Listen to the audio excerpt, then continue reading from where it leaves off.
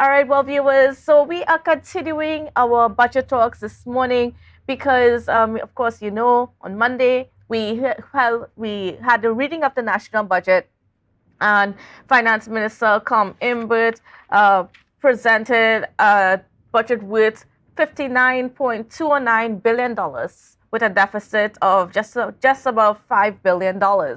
And of course, it's been generated quite a lot of conversation. And so on with me this morning, we have economist Dr. Vanus James, who is going to be getting into the nitty-gritties of it with us this morning. So a special good morning and welcome to you, Dr. James. How are you? Morning, Kandace. Morning, Tobago. All right, great. So first of all, I want to get your overall perspective, your initial perspective on this budget. $59.209 billion, a little bit less than last year.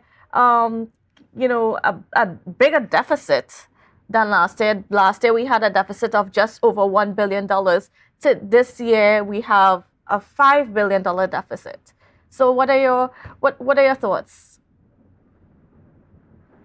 Well, I'm an economist, so I will give you a professional interpretation. The best way to interpret what the minister has done is to locate it properly in the context of what the country is trying to achieve. And if you go to Vision 2030, you will see right up front in the document that the country is trying to achieve the status of a developed economy by 2030. So you have to ask, how does this budget fit into that agenda?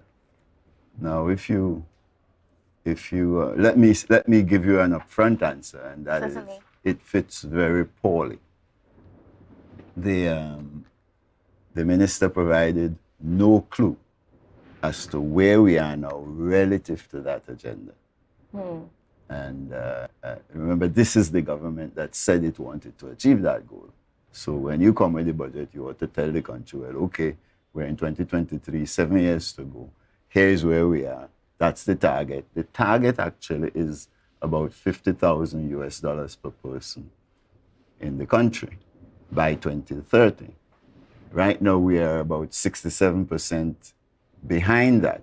But you couldn't tell that from reading the minute or listening to the minister present his budget statement.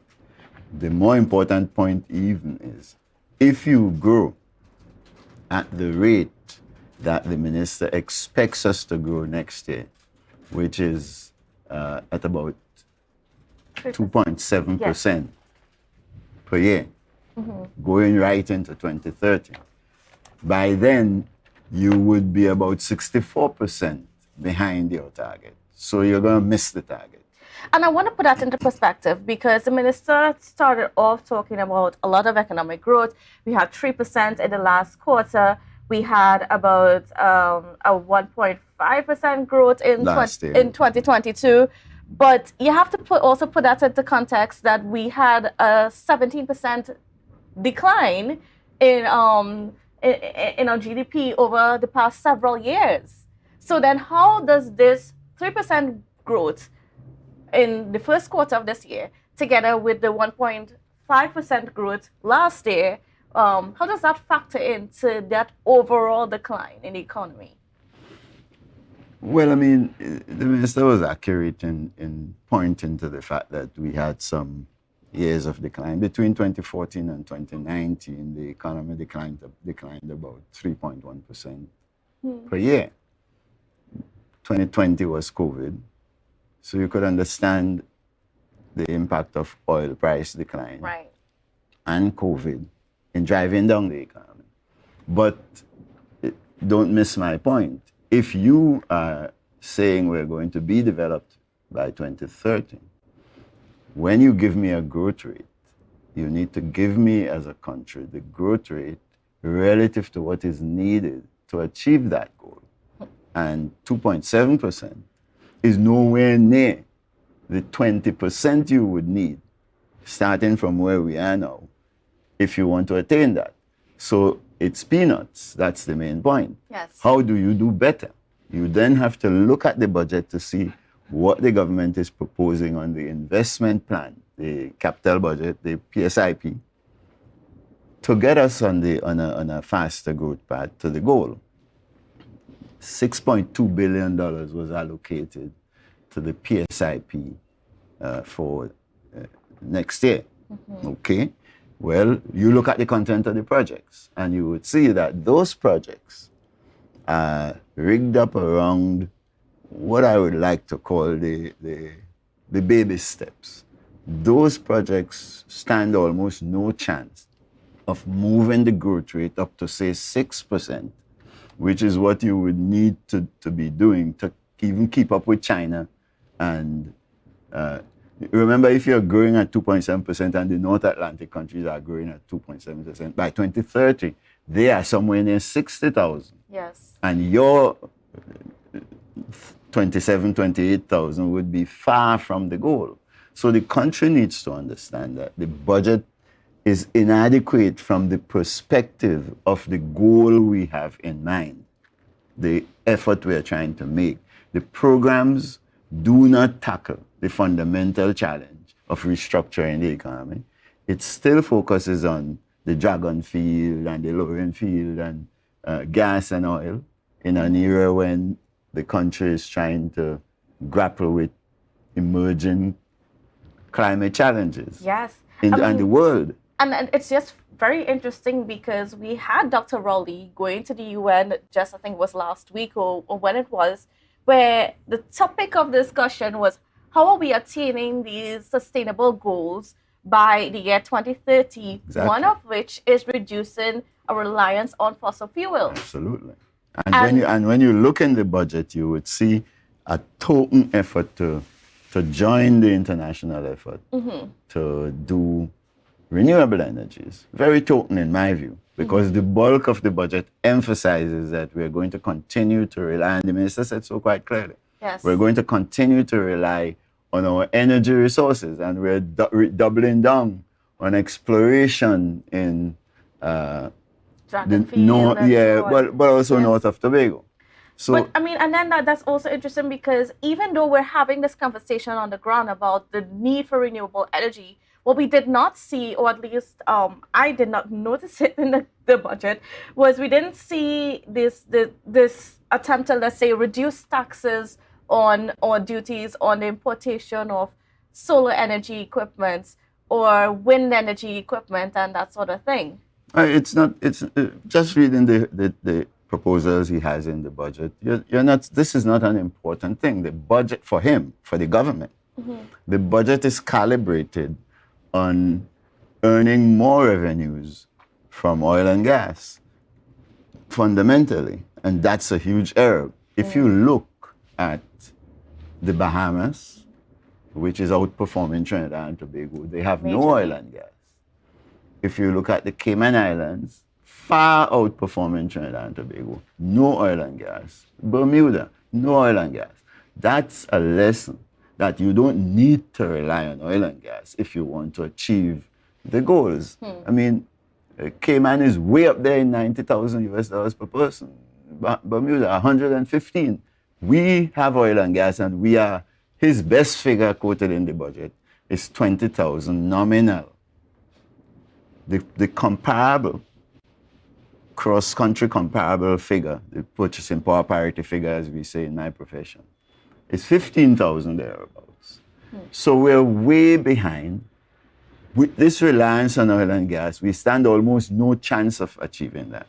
You have to focus on industries like those countries I mentioned that allow you to produce what we in my profession call capital services. In Bermuda and in Cayman, you're talking about professional services, accounting services for export, legal services, and so on, all tied to the export of financial services.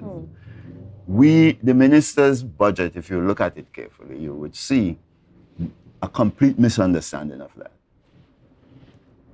If you look at the allocations of the 53 among the industries of the country, the bulk of it goes to education.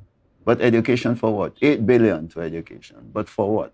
For local education, to educate local people. Now, okay, we know that we're not even doing the best job there. But let's say we're going to redouble our efforts there. But that is far from being adequate if you're talking about developing the economy. You've got to be talking like Britain and the US and China and those places, education for export. If you look, the second biggest chunk of the budget is for healthcare. Yes. But for what? Local needs. So we have the whole budget is calibrated on the wrong paradigm. And we will never achieve Vision 2030, developed country status as wanted in Vision 2030, on the approach that the government has. And I think this is a failure of science. And I mean, as you also mentioned that there was something that was sort of bothered me a little bit in this budget, and it's the way how the minister treated with employment. And he boasted that we have 5% unemployment in the country. 3.5. 3.5%. And I'm like, but something is not adding up with that figure, because when you look at the society and you look at the way how people are working and stuff like that right now, yeah, people might have a job, but is that job sustainable enough? Is that job a 40-hour-a-week job? All of those things. And I want you to, because I know you have some data where that's concerned, and I want you to see, explain what data you have to show the real numbers of what's going on with our employment in the country.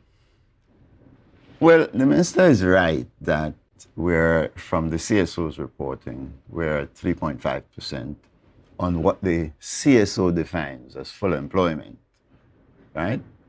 So you're working so many hours a week, you're working throughout the week, and when we count all the persons who are fully employed equivalent, we're at 3.5%.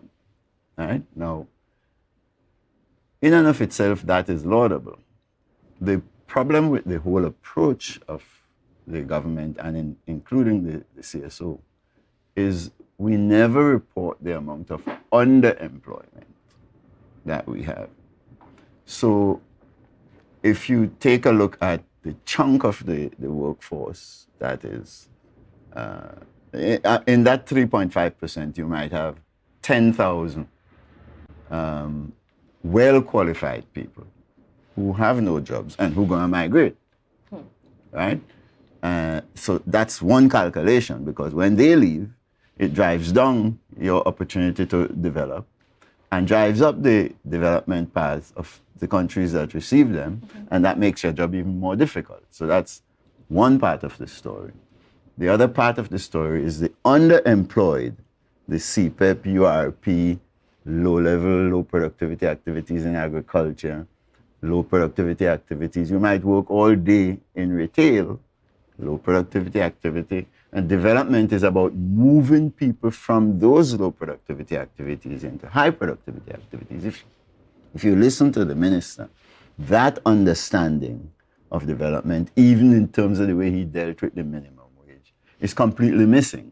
So the idea is we're going to achieve development, but we don't have to bother with the underlying reason we need development, which is widespread underemployment. So the 3.5% employment rate figure is quite misleading when you put it in the context of the range of low-level, low productivity activities that we have people employed in the country. Yes. And that would be somewhere in the region of about, from the CSO data that I've seen and analyzed for you when I came to talk to you the last time, that would be somewhere in the region of at least 15 to 20% of the employed labor force.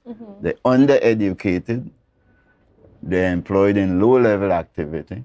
A large chunk of them are in what we call elementary occupations, especially here in Tobago, you see. So those kinds of data, of course, you don't want to put them in a budget, budget statement. It has to look good. But you, in the public, need to look at them to see what sense to make of what the minister is saying. And a bit of a bit of obfuscation is there in the 3.5%. And of course, this is why you, Dr. James, is here with me this morning as we really get under these figures and a lot of the data that was spoken about in the budget and try to have some real understanding to what was said, because of course, what's on the surface, it's not what is. So viewers, we're going to take a quick break. So when we come back, we're going to get more into this discussion about minimum wage and how it's really going to affect us, because there are some things that I'm missing in the conversation within our space, and we're going to fix that when we come back.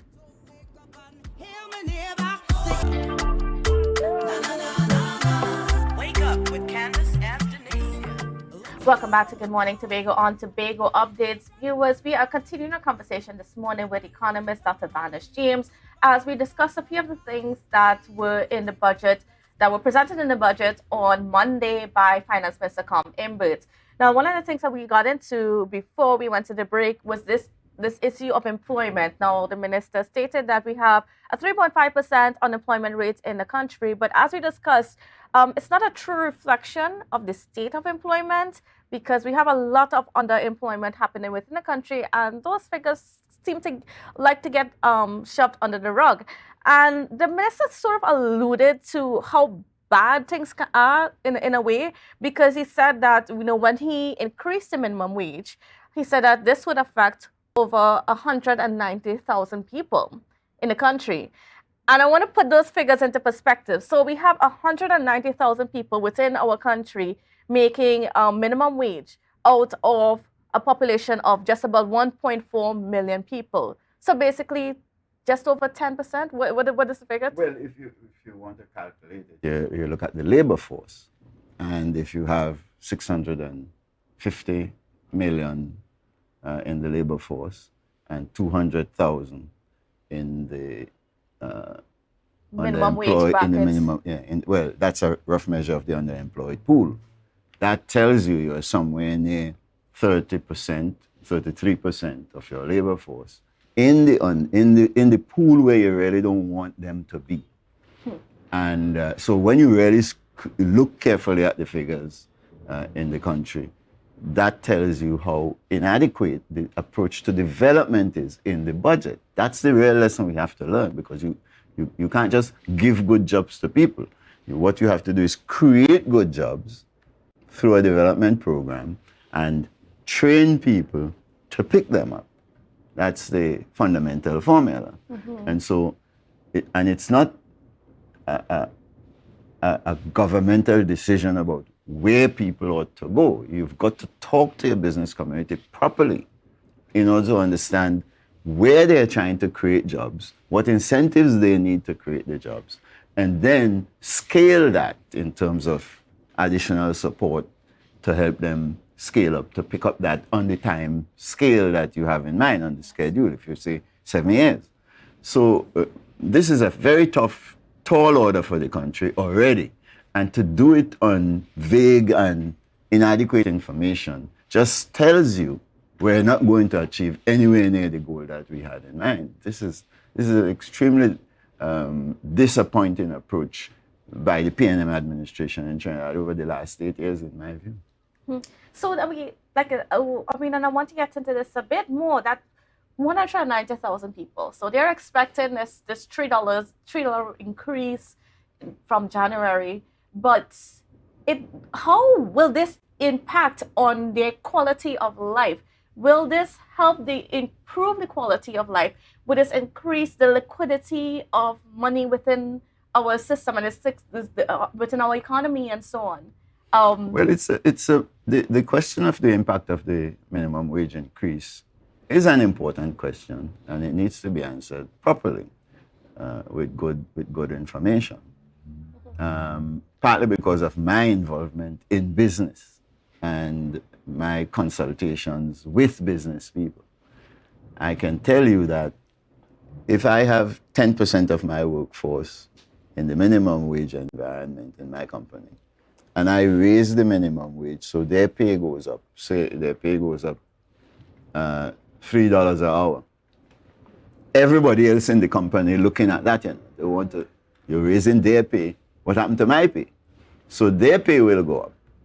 I will come under pressure to raise their pay, and therefore raising the minimum wage drives up the average wage across the board in all companies, pretty much. Now, it's good to raise the minimum wage because you're taking people out of poverty. The more you do it. But the question for our country is, how do you do it? Now, if you do it the way the minister has done, without any reference to a proper development program and without any reference to productivity growth, which is the driver of the development program, then what you're really doing is you're giving a loan to the minimum wage earners in anticipation of some kind of productivity growth later, or some windfall to fund it that you could kind of hand out to the businesses to pay this increased cost. Mm-hmm. The better approach to the minimum wage is to know what we're going to do to raise productivity wherever they're working. So if people are in agriculture, you want agricultural productivity to go up. If they're in the retail industries, you want retail productivity to go up, sales per person to go up, and so on. That has to be the primary methodology. CPEP and URP, you want productivity to go up there, better equipment, better tools, better training, so that not only could they do what they're doing, they're better, but they're poised to move into better jobs. Mm-hmm. That's the approach you have to adopt. And when those productivities go up, then that is what will really drive up the minimum wage in the economy. So really, the minimum wage of any economy, not just Trinidad and Tobago, is best moved up by growing productivity wherever you have underemployment. Now, if you listen to the minister's budget, that perspective is completely missing. Yet we discovered that back in 1954 when Arthur Lewis wrote about it. So this is just telling you how difficult it is to learn in a society organized the way ours is. Because, you know, you heard the minister say he talked to business people and so on. But I never knew the minister was holding consultation. I'm a business person, so I don't know what that means. Just like here, you don't have any consultations here in Tobago, same way down there, running an autocratic system. So they talk to who they know, talk to their friends, and you can't build a viable economy that way. What about all the people in Central and South who are UNC supporters? How do they fit into the conversation about where we go? You follow me? So you have to be extremely careful when you're running an economy, not to try and run the economy for the people you know. You have to run it for the facts on the ground, to deal with the facts on the ground. And I look at this budget, there is absolutely an inadequate understanding of the way in which you raise the minimum wage in a country, right? So that at least if you give a loan to the poor to help them begin to move, you are doing productivity upward drivers. You're doing that and innovation drivers and so on, so that in the end, this is just a purgatory for them, a holding pattern. They're just here until a good job shows up and they can run and get the job. But in this budget, you see no clue as to where those real good jobs are going to come from. Let me make one last point to the public for you. And that is that what the minister has proposed is that he would do some training. It's a very broad brush training, right? Idea is that they cook up in the Ministry of Finance about what the training should be. But if you're really devising training programs to help workers get better jobs, first of all, you've got to see the development program and train for that. And secondly, you've got to talk to the business community in a proper way so that you know where the deficits are, where the productivity initiatives have to be, because ultimately people have to work somewhere. And it's where they're working, you have to see productivity going up. And so you have to be looking everywhere and getting conversation going with all those in order to understand what kind of training has to be done given where we are today.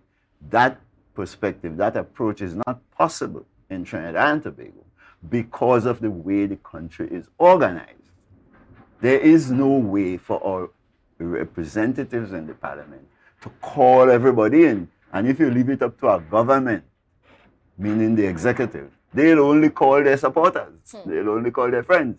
And that is what causes information, an under-informed approach to budgeting, and therefore flawed budgeting. And that's why over the years from 1960 to now, we as a country, with all the oil and gas, have only grown at 2% per year. That is why we're really not making any progress with our development agenda. We're not growing fast enough. And we're not growing fast enough because we're doing the wrong things. We're planning the wrong way and doing the wrong things. And that budget demonstrates that clearly to me. I want to discuss what some of the plans for the SME sector a little bit, because the majority of our businesses, start as SMEs. Yeah. You don't start as a large conglomerate. But that's how we start to grow our economy and everything is that. But we're having a situation where you're telling businesses that they can't access credit cards to do their international transactions. But now you're devising a separate system for them to access foreign exchange, which was not really explained. It was just mentioned. It wasn't really explained. And when you talk to the private sector, there's so many complaints about, cash flows, not getting the VAT refunds back in time and so on. All of that affecting their ability to just grow in a natural way. What should have been done in this budget to help the SME sector? Well, to grow in a competitive way. Yes. And SME is a kind of, I always tell my colleagues, a kind of vague way to talk about what we really ought to be talking about. The economy really has to be broken up into two parts. One part is the old traditional export-oriented, foreign capital-dominated sector where what you call big companies operate. Right. That's where Shell and BPTT and all those, that's where they operate, right? The big foreign capital-dominated companies. They are involved largely in exporting energy and energy-related offshoots, methanol, urea, and so on. So that's fine. That's your main foreign exchange earner. But development comes when the other part of the economy grows, what Lloyd Best used to call the inshore sector. What we have to understand as the part of the economy that behaves like the Calypsonians behave, like the Calypsal industry behaves. They are small, medium, and so on. Which is basically what Tobago is. Which is basically what Tobago is now. Yes. Not what Tobago should be. Now, but we'll come to that, yeah? The thing is, that part of the economy is where we produce what I call capital, where we produce skills, self-confidence, like you see in your Calypsonians and your Carnival industry people and so on. All the things you need to innovate, where every year you see the musicians innovating and so on. So you have to analyze it not in terms of small and medium and so on, but in terms of what they're doing. And in those places where they're doing things, they need proper access to credit in order to invest more in their efforts to innovate. They need proper access to sound policy decision making so that they can get underpinnings, public underpinnings, infrastructure, and all these other things for their innovations, and including that the kind of infrastructure you need to do Carnival properly, for example, to expand Carnival into video and film and all that sort of stuff. You need proper infrastructure for that. You need research incentives for those things.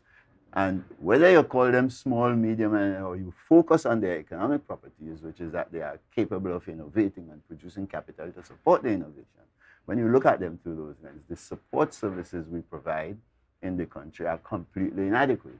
You can't develop that sector on the basis of commercial banking.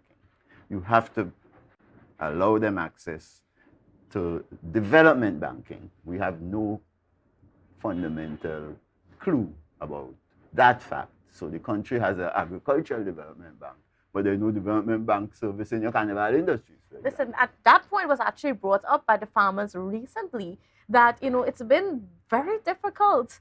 And I think that the Secretary of Food Security has also been speaking to that, trying to see other ways to help the farmers access the funding they need to invest. Because Well, it should be no mystery that Tobago ought to take the lead as half the country yes, and develop a national development bank. And that allows you to, when we get to that, we will understand why we are where we are with the budgeting for Tobago. But generally, it is that picture that needs to be grasped in order to understand the inadequacies of the approach to what you're calling the SMEs.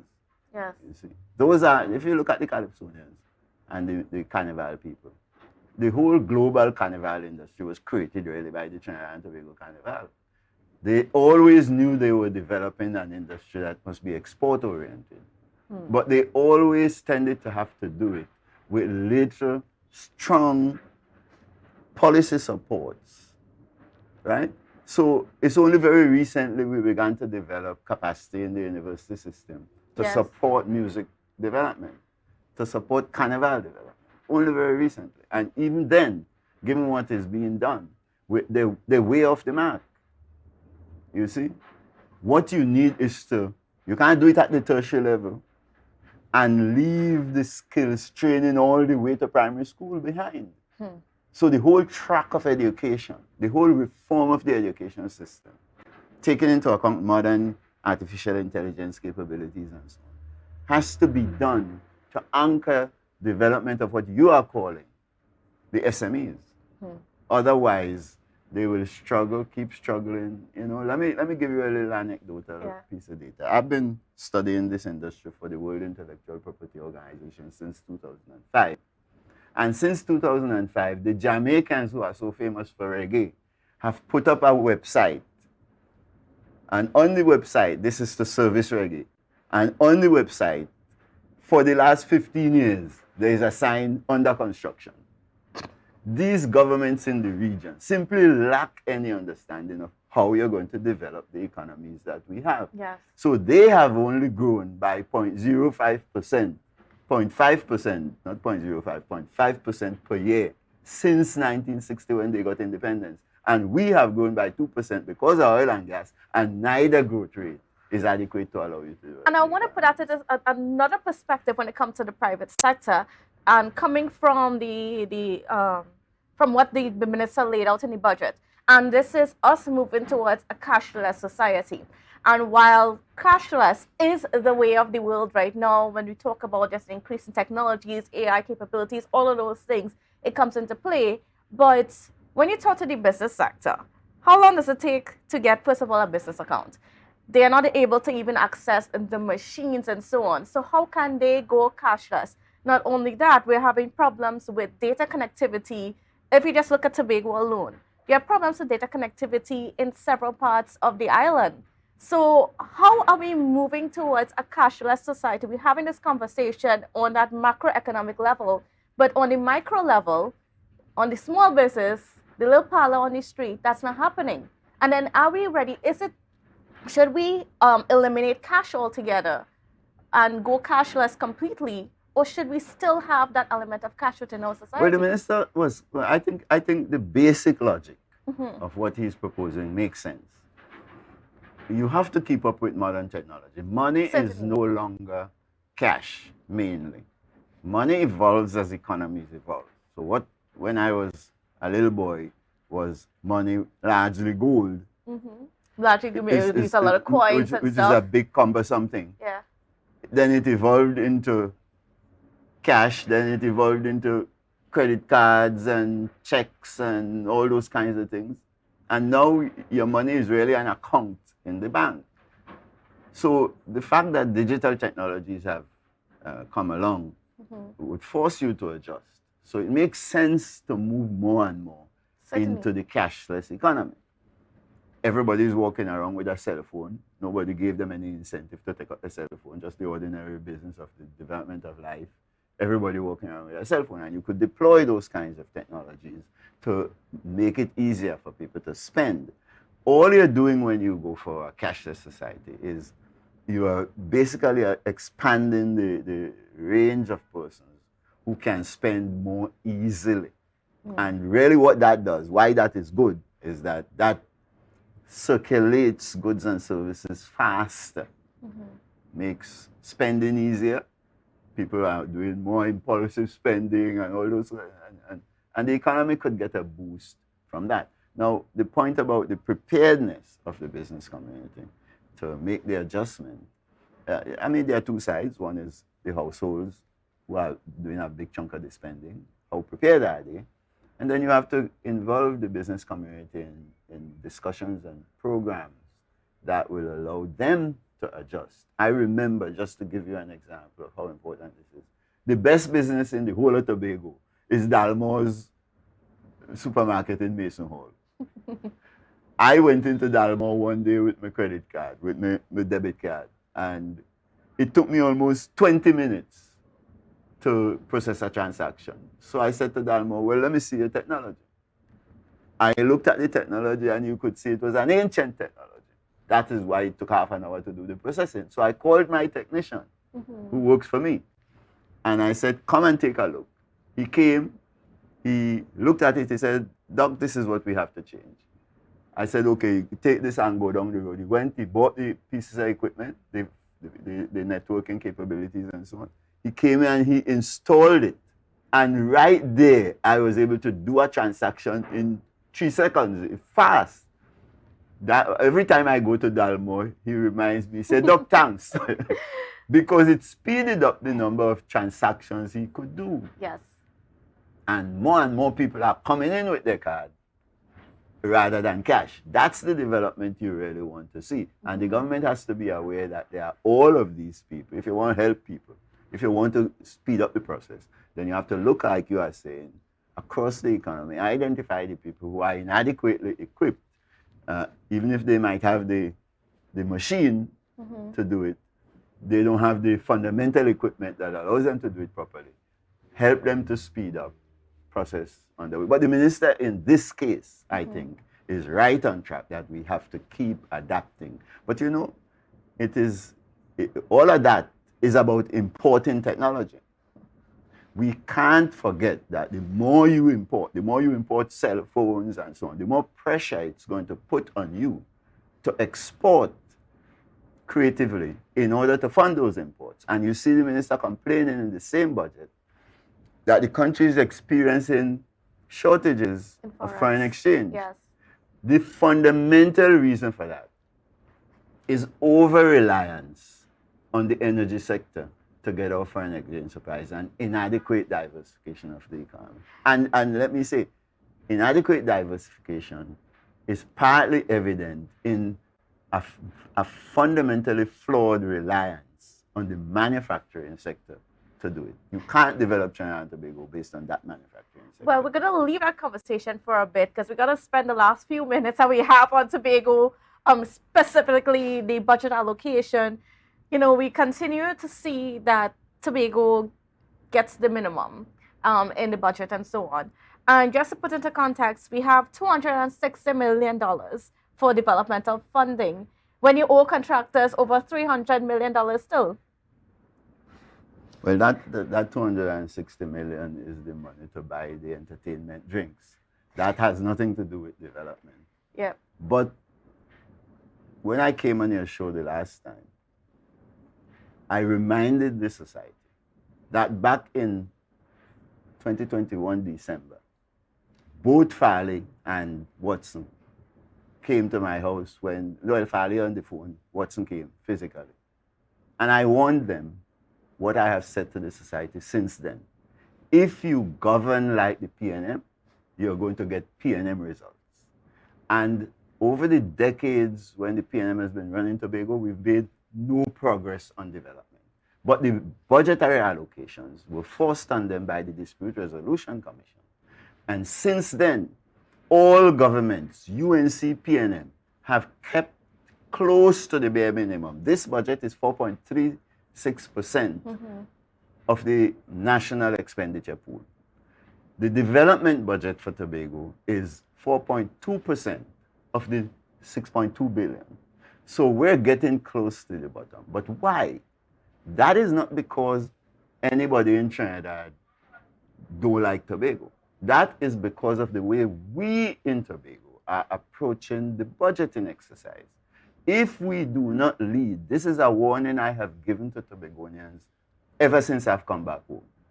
The Robinsonian agenda has carried us this far. Now we need to adopt a new agenda. We in Tobago must behave as though we are half the country. And when we are putting forward budgetary proposals, we must do it properly with leadership. First of all, on the properly side, the data on Tobago must be evident in the budget. You go back and you look at Fali's budget proposals, no data. So this minister said Trinidad and Tobago growing at 1.5% last year, 2.57% this year. Data. But when it came to Tobago, what did he say? Are taking their word for it that Tobago is on the recovery path. That's the same approach that he's accusing uninformed commentators of having. Okay, but if you are the official, if you are the minister, you can't budget that way. You have to demand the data from the THA on how the economy performed last year. And I came on your show and said it collapsed. Yes. And there is no reference to that in Fali's budget or in the minister's budget. And that's disservice to the people of Tobago. And that explains a lot of the fundamental failure to lay out a recovery program for the budget for 2023 to get out of that mess and to still supplement that with a proper development program that makes a convincing case to Trinidad that if you do these things in Tobago, the whole country will make progress. That's completely missing. And there was some version of a plan presented, but I remember the minister, if you listen to them, what the minister said, he called all the plans and he was like, this is good, this is good, this is good, but I wish them luck. But the reason he could take that perspective is that program that you say that can't do nothing for Tobago development. No proper program that lets the government in Trinidad see if Tobago does this, Trinidad does benefit. You know what he said in the budget? If we develop in Trinidad, Tobago will benefit. But it needs to be the other way around. If we develop in Tobago, Trinidad and Tobago would benefit. So that perspective, whatever Fali said in his budget, did not persuade the minister. He gave a smaller development allocation this year. But in my view, you ask me, you bring me on your show. In my view, that's a fundamental failure of leadership from Tobago. Nobody in Trinidad is there to look after your business. You have to organize yourself properly and provide clear technical leadership. When you go down with the budget, the content of the budget must persuade the country and must persuade the government, whoever is government. And a big part of that is the same way you approach foreign investors. You say, if we do this, this is what you will make. So when you lay out the Tobago budget as half the country, you get to say, when you team up with us to help us fund these programs, then you will make a rate of return of 20%. Your growth rate will inch up. The country's level of development will move forward. Our program is a part of the National Diversification Program. That perspective is completely missing. And it's a demonstration of poor leadership and incompetence. Now, I don't mix words when I am talking about Tobago people's business. Yes. And I don't say these things because I'm against Fali and them. I'm just giving you science. They cannot govern like the PNM and get different results to what the PNM got. And so far, I have been proven right. Well, we only have about a minute left, but, I was just wondering, do you think that this is one of the reasons why the government has been so hesitant to put any sort of policy and financial backing into the tourism industry? Right, well, absolutely, because the understanding of tourism in Tobago is events tourism, fundamentally. You come for a carnival, and, well, okay, that's going to just be an event. Last year, we saw from the evidence it had no impact. The Tobago economy collapsed, notwithstanding this biggest thrust in your government. When you do big engine projects, they move your economy forward. If your biggest engine project is kind of like the Jamaican tourism industry, you'll get Jamaican results, which is 0.5% growth impact, if any. You cannot do tourism in Tobago the way Trinidad conceives of tourism. Visitors come to visit the beach, and you can't do that. You have to do tourism in Tobago the way Cayman Islands does tourism. They're bringing in now, they called me a couple of years ago to go down there to study their music industry. You know what they asked me? How do we make the tourism industry, in the music industry in Cayman, a big global player? Same approach you have to everything you're doing here. You have to change, and their tourism is anchored on long stay tourism.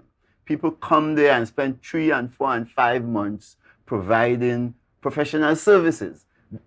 I hope these points don't miss the people of Tobago. You cannot do tourism development in Tobago on the basis of people coming to visit the beach. All across the Caribbean, that model has led to no development. What you have to do in Tobago is take advantage of the fact that there is a space.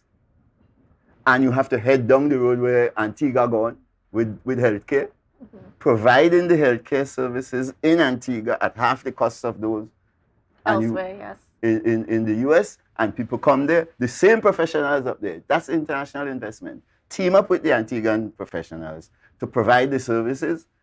Financing arrangements are tacked on from the US, and the services delivered. And it helps the economy. They are now somewhere near 19,000, 20,000 US dollars per person per year. All right, well. It's a simple arithmetic and a modeling point, from a model of development point of view. But what we're doing here is child's play, and it's not going to get us anywhere. All right, well, of course, this is a conversation that is far from over, but I just want to thank you so much, Dr. James, for being on with us. And maybe as the budget debate unfolds and we get a little bit more into it, we could have you on again to discuss some of the other things that come out as we dive deeper into what is to come in fiscal 2023-2024. You're welcome, Kandace. All right, viewers, thank you for being with us. I hope you have a safe and wonderful day. Don't forget we have brunch coming up at 10 a.m., so you don't want to miss that. See you then. The energy fill the skies. I say thanks a favor to wake up and hear me neighbor. 60,000 people strong.